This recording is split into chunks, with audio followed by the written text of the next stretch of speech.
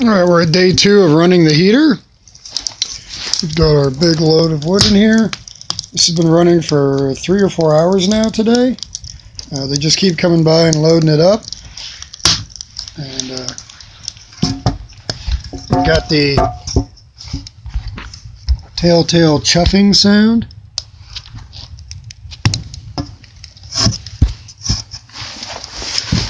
Port center.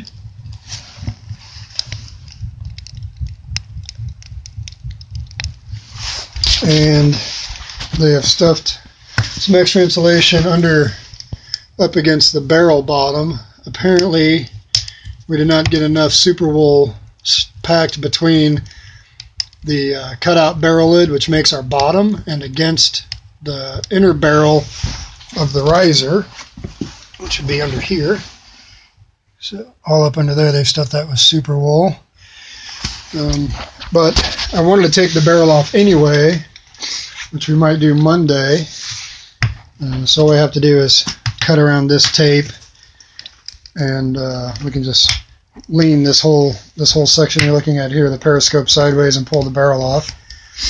And I want to get a picture of fire going through the port and get on a ladder and go up above and see what it looks like down the riser if we're getting a nice double ram's horn. So that's in the plans, and while we have the barrel off, we can better seal that gap between the barrel lid and the riser. They went ahead and taped everything up just because it was smoking so much yesterday, just so they could be in here while they're firing it up enough to burn it through. So our problem was the trench has so much wet cob, which of course was a wet seal around all the duct in the trench, which was 20-some feet, that it was a most efficient heat sink and sucking all of the heat out of the system before it could get to this T. I mean, I had my hands stuffed down in that T to the bottom 90 that's going to the duct in the ground, and at the batch box we had a full box in it roaring, just all of it in flame, pushing like mad, and we had this cap off. There was a fire in this horizontal piece of duct that was making a great suction, siphoning up through our chimney pipe and out. And while that was happening, the system's not stalling at all, and the fire in here was pulling all of our gases out. I could have my hand down in there, and it was actually cool. It wasn't warm, it was cool. So the heat sink of the trench was pulling everything the engine had to offer. But today they started the run with a shop vac, which is how Tim and Christy had to start theirs out for a couple of days.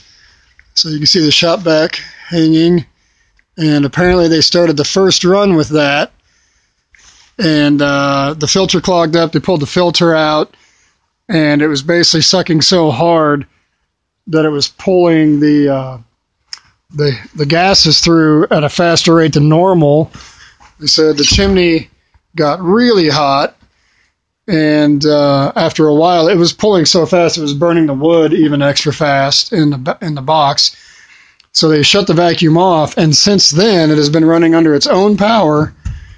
And right now, after hours of running under its own power, this chimney duct is nice and warm, not uncomfortable to hold at all, and that's what that full batch you just saw, the full burning batch in the box. So it's definitely not uncomfortable to the touch, but nice and warm.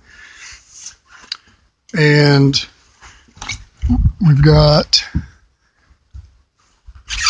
just a tiny bit of gray or brownish coming out, but for the most part we're burning pretty clean.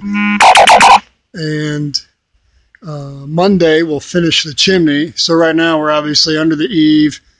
I'm sure we probably have a little bit of a low pressure thing going on, which is not helping us. So we'll get that extended out and have our vertical coming up to take care of that. And let's see if I can shut that beep off on my phone. So that's where we're at. It's running under its own power. The tape, I assume, does not even have to be on the ductwork anymore, because if it's running under its own power that way with the hot chimney, it should be sucking well enough to not have any smoke come out of the gaps. So we'll find that out Monday when we take the tape off, take the oil off, and we'll run some without tape. I also want to take this cap off just so I can see what's going on as it comes up into this area. And that's where we're at. That's the update for day 2 of running.